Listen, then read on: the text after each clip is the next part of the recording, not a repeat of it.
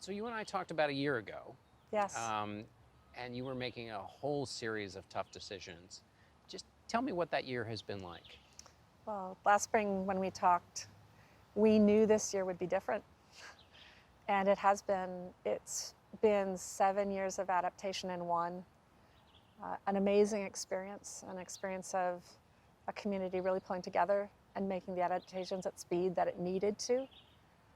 We've moved through those decisions in a phased way. That has turned out to be one of the keys. Work with the data that you have, work with the science that you have, trust in the expertise on your campus, and ask for commitment of your community. And the culture that we have at William & Mary has made that really, really successful. What did you learn about the students they're going through this year? Isolation was the most challenging part of pandemic. We learned that in the spring, and that was one of the reasons that we designed a fall where, and subsequently later this spring, where students could choose the path that was right for them. There's been a lot of evidence that isolation this year has been detrimental to learning at every level, and that was certainly true in college student experiences. So they were willing to take the steps that they needed to be able to be back together again. And about 3/4 of them were here. The other quarter was either remote or in some kind of blended mode, and that turned out to be right for them. You are in touch with the students here. You go on your walks still? I do. Yeah. And we survey them. Yes. Because we want to be sure that we're connecting with the ones who are remote. Right. As well as the ones who are here. How did those conversations change with students from the pre-pandemic period? When we got here in August, the country as a whole didn't know how to create shared norms around mask wearing. We were just discovering that wearing masks was the key factor in protecting the community's health, and that was our core commitment. We had a very simple set of goals. Keep teaching, keep learning, keep our community safe so that we can study and be in the jobs that our faculty and staff are passionate about. And we created that culture. We created habits where a mask was the norm. So we've studied that on campus. We did a 10-week study with the CDC here, about 500 observations a week around campus. And we found that 97% of those observed were wearing masks. And we think that 3% was visitors to campus. We're at about 100% mask wearing by a month into the fall. And what other findings did that study tell you? Well, it was amazing how fast it transformed our town and our region. We have a town-gown partnership that's stronger than any that I've seen in my experience as an academic, and the City Council adopted our Healthy Together commitment, and within a month again, our positivity rates had dropped in the larger Williamsburg area. Our students were acculturating everybody to that same commitment, mutual commitment to everybody's health. And did you feel like a bubble in a country where there was a lot more pushing and pulling over those things? And did the students and community feel like what we've created is a special bubble? Or how much was the national fraught response to the questions you had to work out here a part of your life here? One of the early key challenges that we surmounted was this is going to be not about judgment. It's not going to be about politics. It's about our mutual commitment to each other's health. And I wear a mask because that keeps everyone else healthy as well as me. It didn't feel like a bubble so much as a whole town commitment. And I think there was a lot of pride on the students' part that they were leading that. An early experience of that kind of leadership for young adults is an amazing thing. Right. I was wondering about that, which is that the college years can be kind of carefree. You're thinking about the future and commitments and challenges and responsibilities, but there's a little bit of a break from it. You're kind of 1 foot in, 1 foot out, but it seems like the year of the pandemic, you've got both feet in that post-college reality that's usually delayed. You mean, for example, the post-college reality that there's a lot of uncertainty in the world, that you're going to need to adapt to new environments. That's the world we're in right now, and we know it. Those things were true here as well, and we saw adaptation on a scale that I have never seen before. You know, the question about higher ed before pandemic, pre-2019, was we're going to need to change how, and will we be able to? And we saw such fast, such effective adaptation this year. Maturation in the way we use tools, new technologies to improve learning, to ensure that we can do our research, that we can run a student affairs initiative. And I think we have come through that. Those successes are hard won, but they've changed us. We know we're ready for the changes to come. So what challenges now do you have a clearer view of that were pre-existing challenges to higher ed that you think, I know how we can do this now? I think we now understand how important it is that the experience in college actually prepare in multiple dimensions students for what's going to come after. So we think just about remote learning, hybrid learning, deciding when you're going to use a remote mode or an in-person mode. Those decisions are going to be part of every workplace. Everyone now, employees, students, professionals, expect some new flexibility and some optimization of the way they work with each other.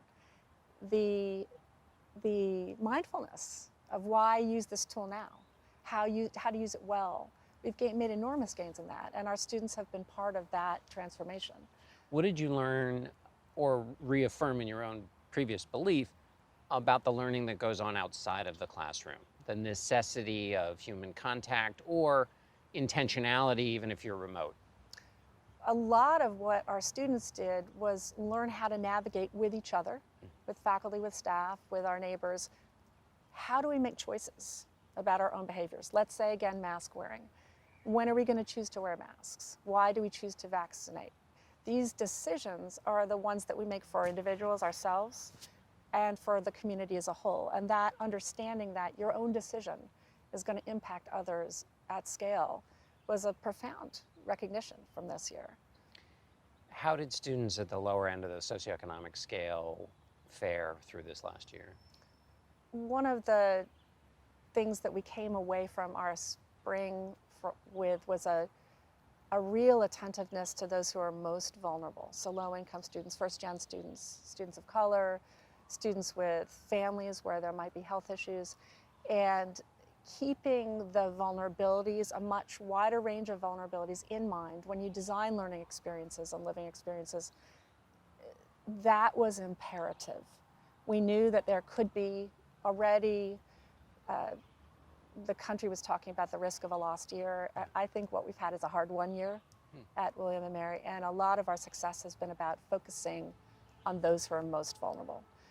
So I can give you an example.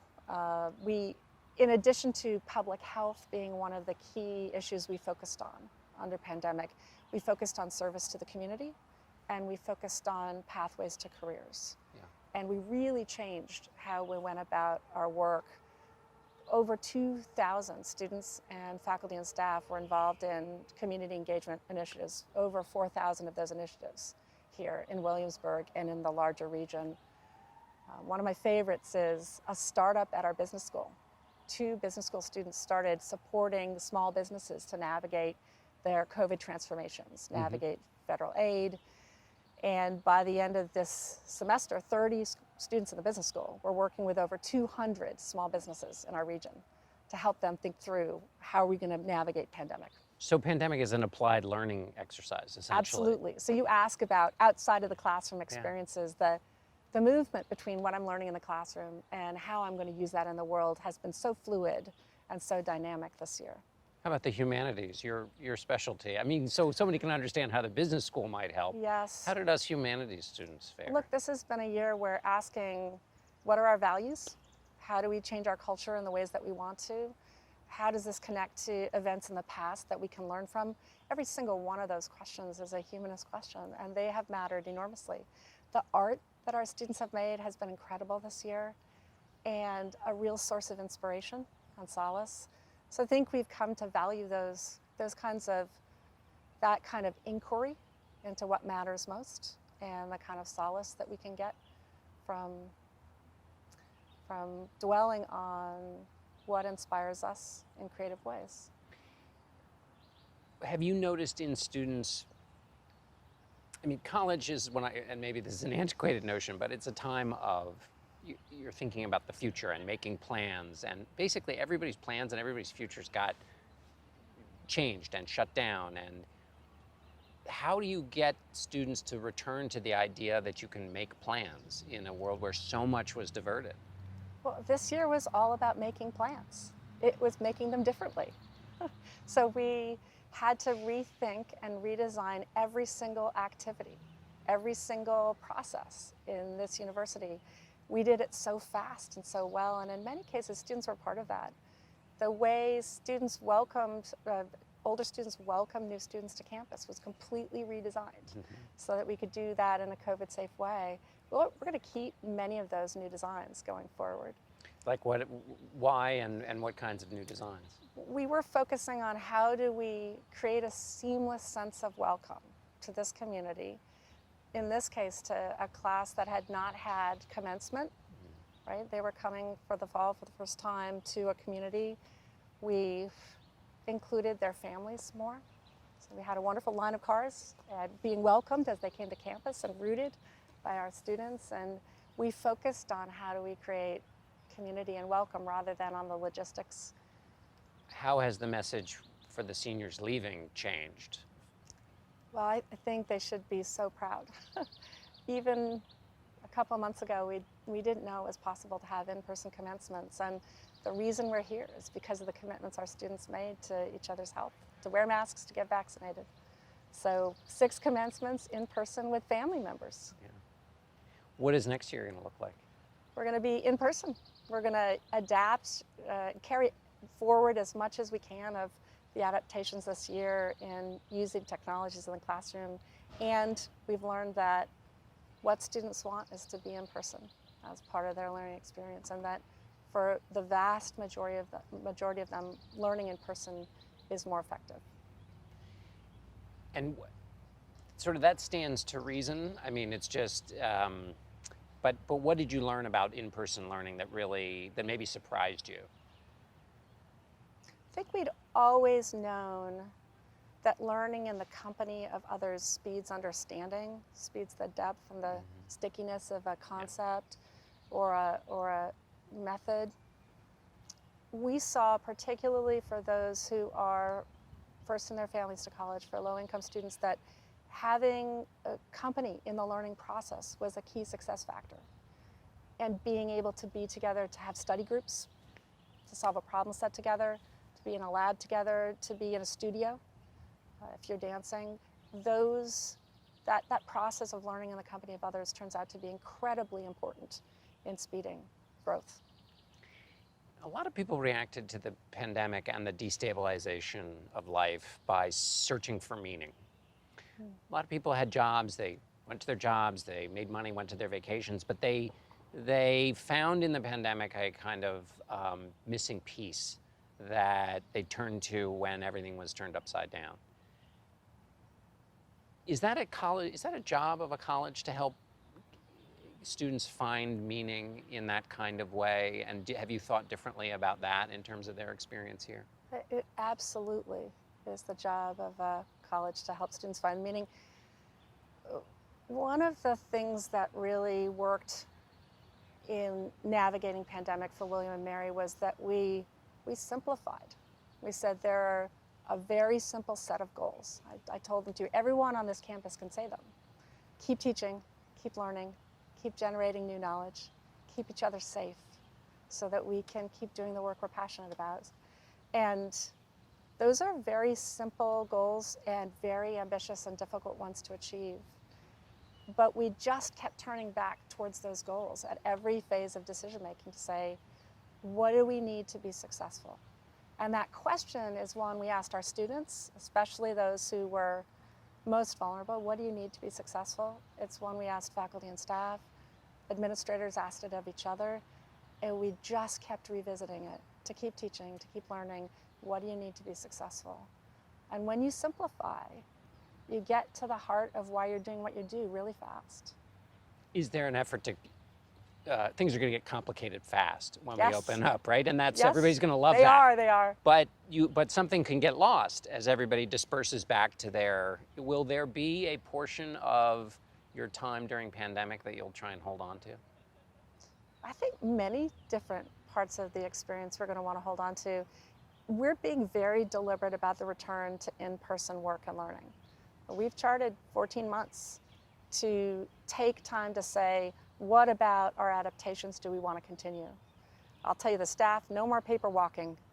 We want to get rid of the stupid stuff and really focus on our time and our attention on the work that matters for our students, for each other. The new students, freshmen, will come in after having lived a year in Zoom. Any special plans for returning them to what it's going to be like to have more normal schooling? Well, I think, again, that's where the intentionality of coming to campus, coming to college, and understanding your commitments to each other is going to be a really important thing to continue. John, it's about the culture of the institution, and ours is one where we make commitments to each other and we work really hard to hold to them.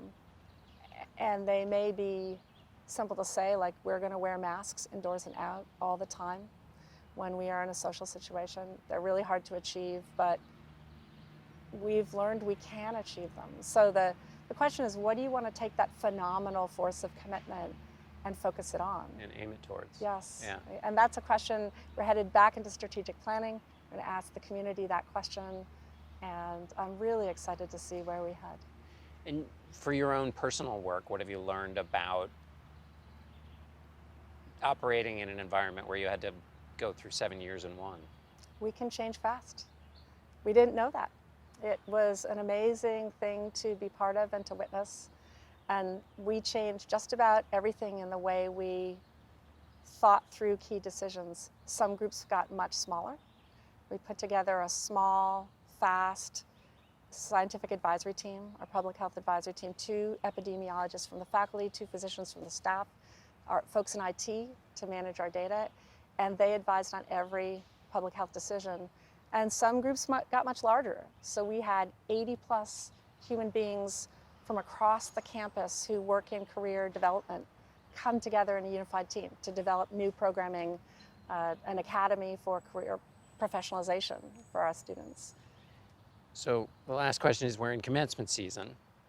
Commencement speakers are supposed to ball it all up and send people forth with a message, with some bit of wisdom. And so this has been a hard 1 year, as you said. Yes. So if I'm in the audience and you're delivering my commencement address, what is the message from this time of trial and testing? Well, what I'm going to say to William & Mary students, I would say to every student in the nation, and I would want to say it to the class of 2020 as well as the class of 21, which is that the grit that you showed this year, the adaptability that you leaned into and grew, and the commitment to others that we forged, those are going to be your superpowers for the rest of your life. That's great. Thank you so much, Katherine. Thank you, John. Real pleasure.